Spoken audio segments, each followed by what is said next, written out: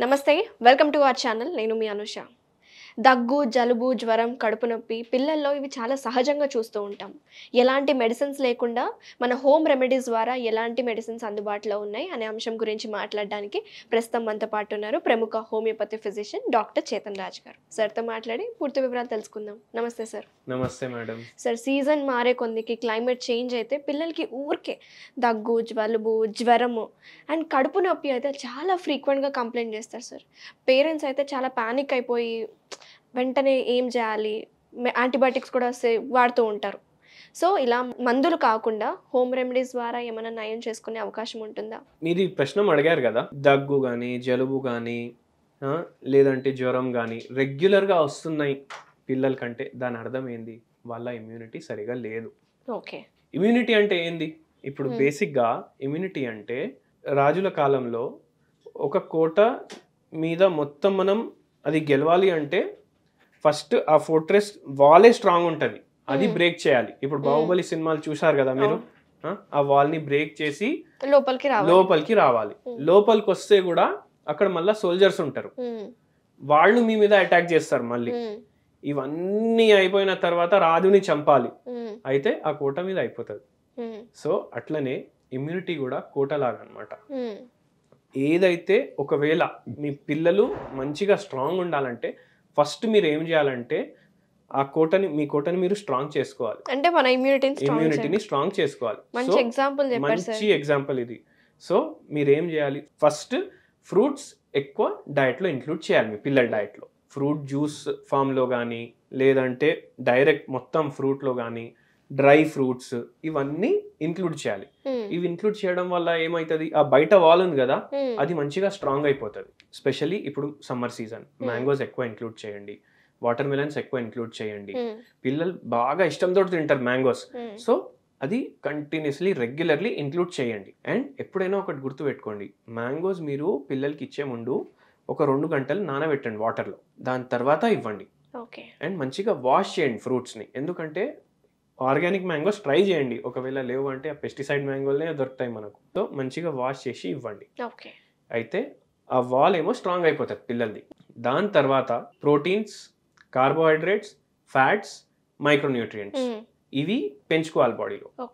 పిల్లల బాడీలో ఇవి తక్కువ ఉంటే కూడా వాళ్ళ ఇమ్యూనిటీ తగ్గిపోతుంది. సో ఇవి పెంచడం వల్ల ఏమవుతుంది, ఇప్పుడు ఆ గోడ దాటితే లోపల సోల్జర్స్ ఉంటారు కదా, ఆ సోల్జర్స్ ఎక్కువ ఉండాలి, అయితేనే మీరు మీ కోటను ప్రొటెక్ట్ చేసుకోవచ్చు.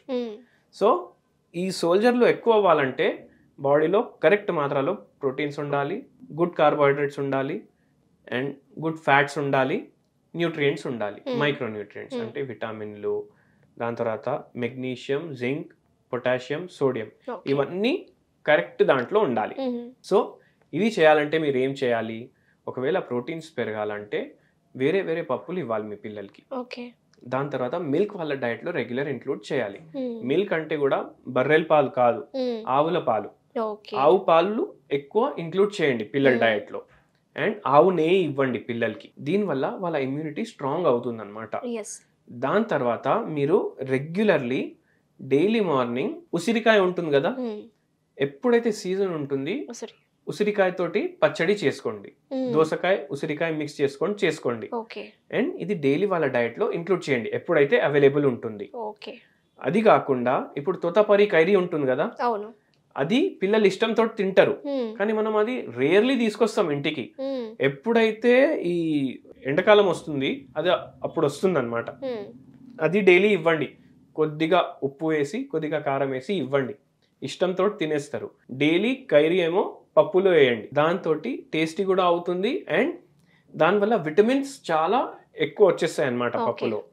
సో ఇవి రెగ్యులర్లీ ఇంక్లూడ్ చేయండి. పిల్లలకి ఓవర్ పాలిష్డ్ రైస్ ఏదైతే ఇప్పుడు హెచ్ఎంటీ రైస్ అని ఒకటి వస్తుంది, అది చాలా పాలిష్డ్ రైస్ అన్నమాట, అది ఎక్కువ ఇంక్లూడ్ చేయకండి. కేరళ రైస్ ఉంటుంది కదా, అది చాలా హెల్దీ ఉంటుంది బాడీకి, అది కొద్దిగా పిల్లలకి ఇవ్వడానికి ట్రై చేయండి. యాక్చువల్గా ఏమైతుందంటే కిడ్స్, స్కూల్ గోయింగ్ కిడ్స్ వాళ్ళు జంక్ ఫుడ్స్కి ఎక్కువ ఈ లేస్, చిప్స్, బిస్కెట్స్ ఎక్కువ తింటూ ఉంటారు. సో ఎంత అవాయిడ్ చేయాలని ట్రై చేస్తున్నా సరే పేరెంట్స్ అవాయిడ్ అవ్వట్లేదు. పేరెంట్స్ కూడా ఏంటంటే స్నాక్స్ రూపంలో వాళ్ళకి బాక్స్లో ఆ చిప్సే వేస్తున్నారు. సో ఆల్టర్నేట్ దాట్, దాని బదులుగా ఏది ఎక్కువ పెడితే మంచిది? ఇప్పుడు ఎందుకు తినొద్దు అంటారు, వీటిలో ట్రాన్స్ ఫ్యాట్స్ ఉంటాయి, ఆర్టిఫిషియల్ ఫ్యాట్స్. అవి ఎక్కువ ఉంటాయి. సో అండ్ దీంట్లో ఏమైపోతుందంటే ఎప్పుడైతే పిల్లలు ఇవి తింటున్నారు కదా, వాళ్ళకి చిన్న చిన్న ఏజెస్లోనే థైరాయిడ్ వచ్చేస్తుంది, బీపీ వచ్చేస్తుంది, షుగర్ వచ్చేస్తుంది స్కూల్ పిల్లలకి కూడా. సో అందుకే ఇవి అవాయిడ్ చేయాలి. ఒబెసిటీ చాలా ఎక్కువ అయిపోతుంది. ఇప్పుడు ఆలు ఎట్లుంటుంది, రౌండ్ ఉంటుంది. సో ఆలు చిప్స్ తింటే కూడా పిల్లలు కూడా ఆలులాగా అయిపోతారు అనమాట ఎక్కువ. సో అందుకే అవి అవాయిడ్ చేయాలి. స్పెషల్లీ లేజ్లు, దీంట్లో ట్రాన్స్ ఫ్యాట్స్ ఉంటాయి, ఆర్టిఫిషియల్ ఫ్లేవర్స్ ఉంటాయి, ఆర్టిఫిషియల్ కలర్స్ ఉంటాయి. ఇవి ఎట్లా తయారు చేస్తారు, ఇవి ఓవర్ ప్రాసెస్ చేసి తయారు చేస్తారు. లేదంటే పెట్రోలియం ప్రోడక్ట్స్ కూడా వాడి తయారు చేస్తారు, సింథటిక్ ప్రోడక్ట్స్. ప్లాస్టిక్ కూడా వచ్చేస్తుంది అనమాట అన్నిట్లా, ప్లాస్టిక్ ప్యాకింగ్. సో దానివల్ల కూడా చాలా సైడ్ ఎఫెక్ట్స్ ఉంటాయి. సో అవి అన్ని అవాయిడ్ చేయాలి మీ పిల్లలకి. స్పెషల్లీ ఇప్పుడు ఇంటికాడ ఉంటారు, డైలీ ఈవినింగ్ ఏమో క్రికెట్ ఆడడానికి కొడతారు బయటికి. క్రికెట్ ఆడడం వల్ల ఇమ్యూనిటీ పెరుగుతుంది వాళ్ళది, ఎందుకంటే ఫిజికల్ యాక్టివిటీ పెరుగుతుంది కదా. అవుట్ ఆడతారు, క్రికెట్ ఆడతారు, హైడ్ అండ్ సీక్ ఆడతారు. మనం ఏం చెప్తాం పిల్లలకి, ఆడకండి, ఇంట్లో కూర్చోండి అంటాం, కానీ ఆడనివ్వండి. సో దానివల్ల స్వెట్టింగ్ వస్తుంది, మజిల్స్ మంచిగా స్ట్రాంగ్ అవుతాయి, బోన్స్ స్ట్రాంగ్ అవుతాయి. సో వాళ్ళని ఆడనివ్వండి, కానీ బయట ఫుడ్ తిననివ్వకండి. మనం అనుకున్నట్టు ఈ తరచుగా వచ్చే రొంప, జలుబుకి మంచి రెమెడీస్ ఏమున్నాయి సార్? మన వంటిల్ల వైద్యశాల అని చెప్పుకుంటాం కాబట్టి దాని గురించి మీరేమంటారు? ఇది పిల్లలకి కూడా పనికొస్తుంది, పెద్దవాళ్ళకి కూడా పనికొస్తుంది. మీరు కొద్దిగా హనీ తీసుకోండి. హనీలో మీరు సొంటి యాడ్ చేసుకోండి, దాన్ని పౌడర్ చేసి మంచిగా మిక్స్ చేసి కొద్దిగా వేడి చేసుకోండి. అండ్ ఇది స్టోర్ కూడా చేసుకోవచ్చు మీరు 10-15 days. ఒకవేళ పిల్లలకి జలుబు, దగ్గు ఏదైనా వచ్చింది అనుకోండి, కొద్దిగా క్వాంటిటీలో ఇది తీసుకోండి. అకోనైట్ 1M అనేసి ఒక హోమియోపతి మెడిసిన్ ఉంటుంది. మీరు ఇది స్టోర్ చేసి పెట్టుకుంటారు కదా, అప్పుడు దీంట్లో హోమియోపతి మెడిసిన్ యాడ్ చేయొద్దు. మీరు సపరేట్ గా ఇప్పుడు ఎవరికైనా ఇన్ఫెక్షన్ అయింది అనుకోండి, కొంచెం క్వాంటిటీ తీసుకుంటారు కదా, దాంట్లో 15-20 drops అకోనైట్ 1M యాడ్ చేయండి. ఎవ్రీ 2 hours కి ½ స్పూన్ ఇవ్వండి మీ పిల్లలకి. 3 days అట్లా చేయండి. మీకు 1.5 days ఫీవర్ తగ్గిపోతుంది, జలుబు తగ్గిపోతుంది, దగ్గు తగ్గిపోతుంది. కానీ 3 days అది కంటిన్యూ చేయండి. మీరు ఎటువంటి యాంటీబయాటిక్ ఇచ్చే అవసరం లేదు, మీరు ఎటువంటి పెయిన్ కిల్లర్ ఇచ్చే అవసరం లేదు, మీరు ఫీవర్ తగ్గించడానికి పారాసెటమాల్ కూడా ఇచ్చే అవసరం లేదు. ఇది మీరు ఇంట్లో చేయండి.